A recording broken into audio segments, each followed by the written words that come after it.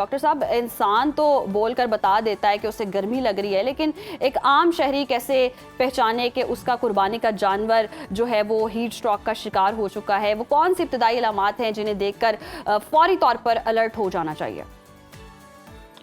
बहुत शुक्रिया, आपने बहुत अहम मौजू पे मुझे मदऊ किया।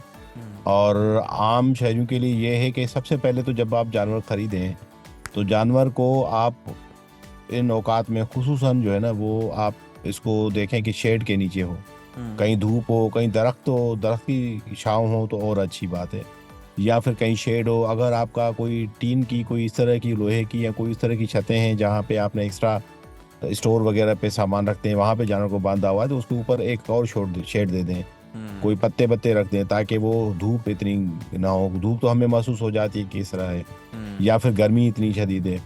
तो इसकी पहली निशानी ये होती है कि खाना पीना छोड़ देता है जानवर। सही। और जब खाना पीना छोड़ देता है फिर इसका जो मज़ल है, जो मुंह वाला ये एरिया है, वो ड्राई हो जाता है। और छोटे जानवर हों तो फिर जाहिर है वो मुंह खोल के मुंह से सांस ले रहे होते हैं और पूरा वो वहाँ पे खड़े होके आगे पीछे होके मुंह के सांस, पेंटिंग इसको कहते हैं, वो ले रहे होते हैं। तो इससे अंदाज़ा हो जाता है कि हमारा जानवर अब शदीद गर्मी में है और हीट स्ट्रोक की तरफ जा रहा है। और जब ये हीट स्ट्रोक की तरफ चला जाता है तो फिर ज़ाहिर बहुत मुश्किल होती है, कभी कभी जानवर मर भी जाता है हीट स्ट्रोक की वजह से, क्योंकि उसमें खाना पीना तो बिल्कुल बंद हो जाता है। एक हमें बात जो समझनी है वो ये है कि इंसान को जो हमारी स्किन है, जो खाल है, हमें जब गर्मी लगती है तो पसीना आता है। पसीने से ये होता है कि अंदर से पानी निकल के जिस्म के ऊपर आ जाता है, तो जैसे हवा के साथ वो पसीना उड़ता है तो फिर वो ठंडक महसूस होती है, क्योंकि अंदर की गर्मी वो पसीने के साथ बाहर निकाल के छोड़ देता है। जानवरों में अमूमन पसीना नहीं आता, उनको सिर्फ मखसूस एरिया है जहाँ से पसीना आता है। तो इस वजह से उनका सिर्फ मुंह ही एक ऐसी जगह है जहाँ से पूरा सांस ले लेके बार बार वो जो है ना वो ठंडक पहुँचाते। इसके लिए हमें एहतियाती तदाबीर करना चाहिए कि छाँव में रखें इसको, धूप में न रखें। गर्मी जहाँ पे हो वहाँ पे वेंटिलेशन हो बेहतर हो, या वहाँ पे पंखे लगा दें या मिस्ट फैन हो तो और अच्छा है। सही। पानी से नहला दें खासूसन।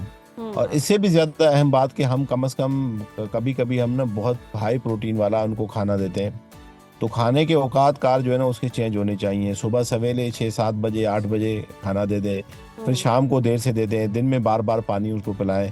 तो मैं समझता हूँ ये एहतियाती तदाबीर काफ़ी है एक जानवर को सेहतमंद या उसको हीट स्ट्रोक से बचाने के लिए। बिल्कुल सही। डॉक्टर साहब, अक्सर लोग मंडी से जानवर लाते हैं, उसे ठंडे पानी से नहला देते हैं। खरीदे गए जानवर को जो पहले ही सफ़र की थकन और गर्मी से बेहाल है, फ़ौरन नहलाना आप समझते हैं जानलेवा हो सकता है? और ऐसी कौन सी और भी गलतियाँ जो हम कर रहे होते हैं? ये देखें, सबसे पहले कि बर्फ़ वाला पानी तो ना पिलाएं। ये आमतौर पे एक गलती करते हैं कि बर्फ़ डाल के या फ्रिज का पानी ठंडा उसी टाइम पिलाते हैं, या जानवर जैसे आपने फरमाया कि मंडी से लाते ही आप ठंडे पानी से उनको नहलाते हैं। तो क्योंकि यही बात है कि अगर बहुत ज़्यादा गर्म है जिसम और उसके ऊपर बहुत ज़्यादा ठंडा डालेंगे तो शॉक हो जाएगा, तो इस वजह से वो अवॉइड करें। ताज़ा पानी जो होता है, ताज़ा दम पानी जो हल्का सा ठंडा महसूस हो, वो पानी वो काफ़ी है। और उसके अलावा नहलाने के लिए भी ऊपर से उनका छिड़काव किया जाए। तो वो आमतौर पे हम ये गलतियां करते हैं कि क्योंकि हमें तजर्बा नहीं होता जानवर को पालने का, तो घर में जो भी चीज़ हैं, यानी कि अगर जो रोटी के टुकड़े हैं वो हम खिला देते हैं उनको, हम मुख्तलिफ किस्म के चावल अनाज हैं वो पड़े हुए हैं, वो ये देखे बगैर के क्या है वो हम खिला देते हैं, तो उससे ये होता है कंपेक्शन हो जाती है। मिसाल रोटी का टुकड़ा जो कल परसों का बचा हुआ है उसमें फंगस लगा होता है, उसमें टॉक्सिसिटी होती है, तो खिला देते हैं तो उस वजह से होता है। और अगर चावल ऐसे और या जो गंदम है वो ऐसे खिलाई जाए उसको पानी में भिगो के ना, और मुख्तलिफ ही हम दे देते हैं, तो अंदर जाके वो फूल जाते हैं। जब फूलते हैं तो पूरा स्टमक उसका कंपेक्शन हो जाता है। एक जो बकरू में सबसे बड़ा होता है वो पेशाब का बंद हो जाना होता है, और वो प्रोटीन कंटेंट की वजह से वो कहीं वो आसान है, लेकिन किसी भी माहिर डॉक्टर से रब्ता किया जाए तो फ़ौरन वो पहुंचा के वो आपका मसला हल कर सकता है। अच्छा डॉक्टर साहब, ये जो चीज़ें आपने मेंशन किया ये खिलाना, तो एक तरफ ये भी होता है कि हम अगर 2 से 3 दिन कुर्बानी में रहते हैं, ईद कुर्बा में रहते हैं, तो जब जानवर लेकर आते हैं तो उसको चारे पे चारा खिलाई जाते हैं, और डेली हमें लगता है कि जितना चारा खिलाएंगे तो पता नहीं ये हेल्दी हो जाएगा ईद तक। ये कितना खतरनाक है, कितना उसके हाजमे पर इफेक्ट कर सकता है? 2-4 किलो गोश्त ज़्यादा निकल आएगा। नहीं, ऐसे तो बिल्कुल नहीं है कि आपके 1-2 दिन के खिलाने से कोई इतना बड़ा फर्क पड़ेगा। हाँ, अलबत्ता ये हो सकता है कि जानवर को मसला भी हो सकता है, लेकिन जानवर की एक खूबी है कि अगर वो बहुत ज़्यादा आप खाने दे दिया, अगर उसका पेट भर गया तो फिर नहीं खाएगा। लेकिन हमें इस मौसम में जो है ना ये औकात कार खाने के ये मरूज़ खातर रखना चाहिए कि सुबह सवेरे या फिर जो है ना शाम को 6-7-8 बजे जब हल्की फुल्की हवा चल रही है तो उसको खाना देना चाहिए। सही।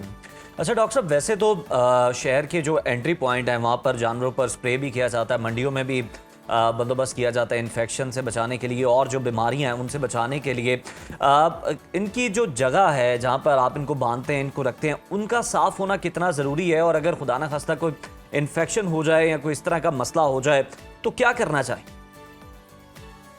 देखें, सफाई तो निस्फ ईमान है, जैसे हम मानते हैं और इस पे ईमान भी है। जी। उसके अलावा सफाई न सिर्फ इंसानों के लिए, जानवरों के लिए भी उतनी अहम है। जहाँ पे भी कीड़े मकोड़े होंगे, ख़ास तौर पे जो है ना वो हम टिक वगैरह कहते हैं कि जी। जो उनकी स्किन के जो खून चूसने वाले जो है ना वो कीड़े अगर लगे होते हैं तो वो अगर लग जाते हैं तो वो इंसानों को भी बीमारी मुंतकिल कर सकते हैं। तो इस वजह से सफाई सुथराई रखना चाहिए वहाँ पे। अगर उसने डंग किया है तो वो फीसेस वगैरह डंग वो जल्दी रिमूव करना चाहिए वहाँ पे। जितना कीचड़ होगा उतने उसमें बीमारी होने के चांसेस ज़्यादा हैं। सही। तो हमें वो जगह साफ, खुश्क और हवादार रखनी है ठीक। और जानवर को मूव करना है। यानी ऐसे नहीं है कि 24 घंटे अगर एक ही जगह पे रहेगा, वहीं पे वो यूरिन पास करेगा, वहीं पे अगर उसका पानी गिरेगा, वहीं पे उसका चारा गिरेगा, तो हम जगह खुश्क नहीं होगी। जब खुश्क नहीं होगी तो वहाँ पे बैक्टीरियल या वायरल इन्फेक्शन मल्टीप्लाई हो सकता है। तो इस वजह से हमें ये एहतियात करनी चाहिए कि जिस जगह जानवर को बांध रहे हैं वो खुश रहे, हवादार हो और उसके अलावा साया वाली हो, ताकि वो खुश्क रहेगी तो फिर वहाँ पे मल्टीप्लिकेशन ऑफ बैक्टीरिया या इस तरह के इन्फेक्शन की वो कम होती रहेगी। सही। अच्छा डॉक्टर साहब, ये भी होता है कि जैसे हम मंडी से जानवर लाते हैं और घर तक शिफ्ट करते करते ही रास्ते में उसकी तबीयत ख़राब हो जाती है, क्या ऐसी एहतियाती तदाबीर हैं कि जिससे जानवर जो है उसकी सेहत भी अच्छी रहे और घर तक भी मुंतकिल हो जाए और फिर ईद कुर्बा तक वो जो सेहत है वो मेंटेन भी रहे, अच्छे तरीके से हम कुर्बानी भी कर सकें? सबसे पहले बात ये कि हमें जी। देखें, जानवर को जब आप मंडी से उठाते हैं तो सबसे पहले ये ख्याल करें कि उसने वहाँ पे, क्योंकि आमतौर पे वो भूखा तो नहीं होता, लेकिन ये कि वहाँ पे पानी वगैरह पिया है, ताज़ा दम है, फ्रेश है, उसको एनर्जी है, वो आप लें। दूसरी हम क्या करते हैं कि सब जानवरों को एक ही जगह पे ठोसते हैं। यानी जिसमें बड़ा जानवर है तो एक छोटी सी गाड़ी में हम 2-3 जानवर उठा लेते हैं, तो उससे ये होता है कि वो तंग होते हैं या वो उनको चोट लग सकती है या गिर सकते हैं। तो ट्रांसपोर्टेशन बहुत अहम है, लेकिन हमारे यहाँ मुल्क में कोई जानवरों की खास ट्रांसपोर्टेशन का मैकेनिज्म नहीं है जिसके अंदर तो फिर वो जो भी लोडिंग गाड़ी होती है उस पर चढ़ा के आप ले आते हैं और उसके दौरान आप देखेंगे 1 या 2 बंदा उसको ऑब्जर्व करता रहे कि कहीं वो तकलीफ में तो नहीं है, कहीं वो गिर तो नहीं रहा, कहीं वो गिर गया है, कहीं उसकी कोई कंडीशन तो नहीं है। बाकी आमतौर पे मंडियाँ इतनी दूर नहीं है, 1-आधे घंटे में हम घर तक पहुंच जाते हैं, तो जानवरों को ये बड़ा मसला नहीं होता।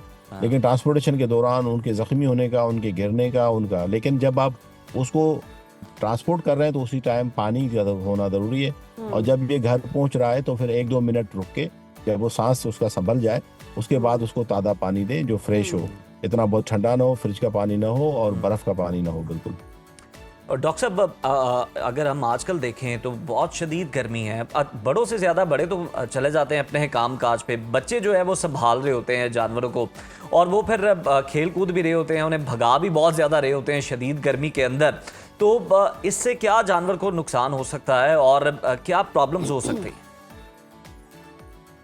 जानवर के साथ साथ मैं समझता हूँ बच्चों को भी नुकसान हो सकता है। बिल्कुल। अगर जानवरों को और बच्चों को देखा जाए तो बच्चे तो लव करते हैं कि हम उसको हैंडल करने का एक आसान तरीका ये कि कभी भी एग्जैक्टली जानवर के पीछे नहीं आना चाहिए क्योंकि वो लात मारता है। सही। और आगे भी बिल्कुल नहीं आना चाहिए क्योंकि वो सर भी मार सकता है। तो हमेशा जानवर के साइड पे रहा जाता है। ये दूसरा ये कि ये जानवर जो है ना वो आपने एक मजहबी फरीज़ा और एक ईमान के साथ ले आए।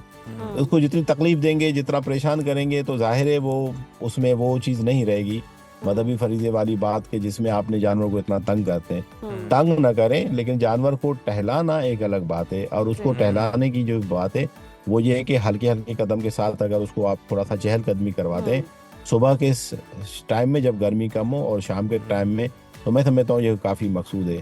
बाकी उसके दौरान एहतियात करनी चाहिए कि जानवर को डैमेज ना हो। आप कभी कभी हम लाठी मार देते हैं कि आगे भागे, उससे आगे भागे, रेस करा रहे होते हैं। कभी कभी ये होता है कि हम उसको खींच रहे होते हैं। बकरा होता है तो बकरा हाथ चल नहीं रहा होता तो रस्सियों के साथ वो 2-4 बच्चे उसको खींच रहे होते हैं, उसका सांस रुक रहा होता है।